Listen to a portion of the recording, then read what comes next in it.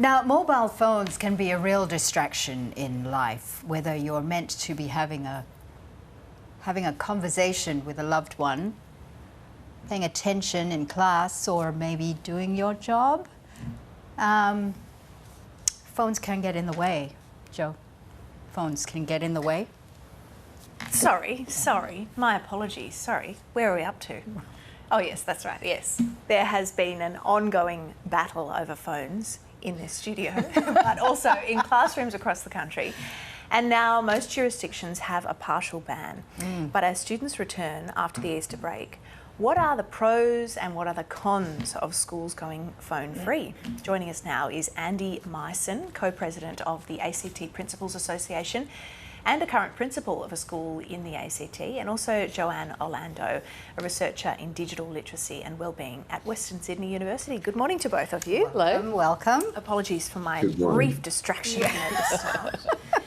Now, Andy, I want to start with you. You are at a school in the ACT.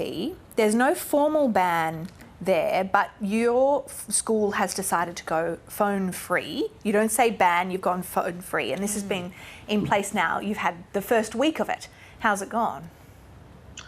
Amazingly well. It exceeded all my expectation, to be honest with you. I'm more optimistic about this than I have been for some time. Why so? Well, last year, around 40% of our negative incidents that we recorded in our student administration system related to phones. Enormous distractions in the classroom, cyberbullying, a whole range of problems. Teachers were reporting between 5 and 15 minutes spent every single lesson managing phone conflict.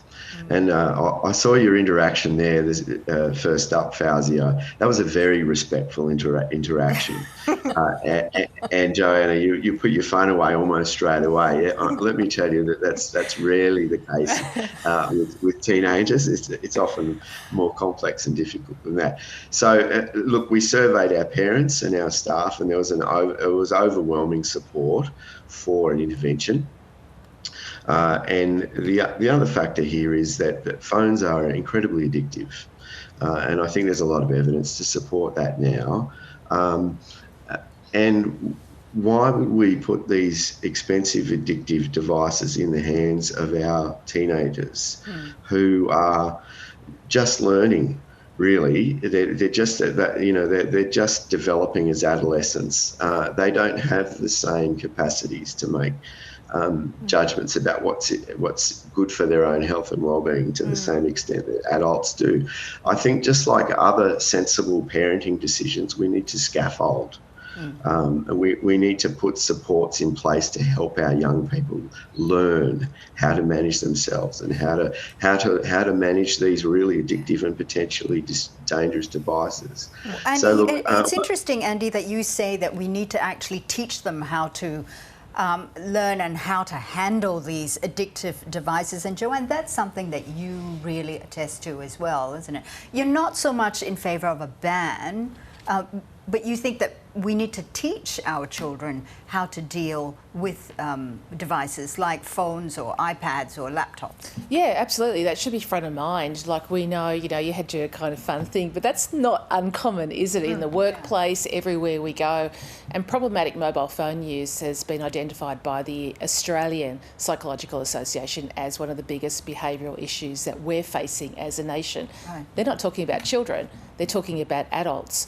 So if we're not teaching children how to do this and they're going to go into the workplace, imagine the workplace in 10 years' time if we still haven't got this under control. So banning might be a way of kind of, just dealing with the issue at the moment. But what should be front of mind is, well, how do we actually teach young people to use technology in healthy, positive, productive ways? Maybe banning is part of the solution, but it can't be the whole solution because there's no education involved there. Right. So, Joanne, is the classroom the right place to do that teaching? Because obviously the classroom's also the place where you learn to read and you learn to write and all of, maths. Oh, look, I agree with you. I'm in teacher education. I've been a teacher in the past. I know how much gets lumped on schools, and it's kind of not fair.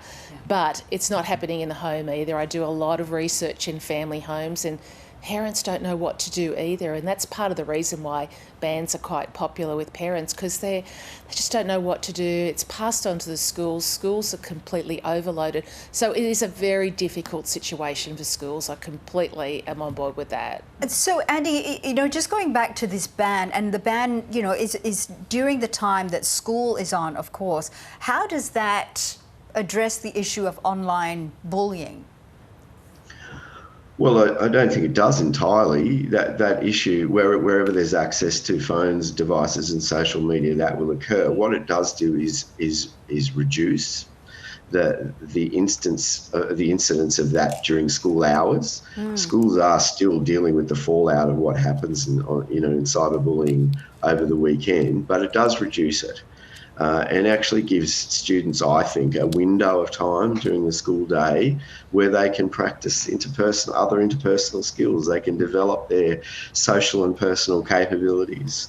It also gives us that time to build relationships with our students and do those things that we should be doing in schools.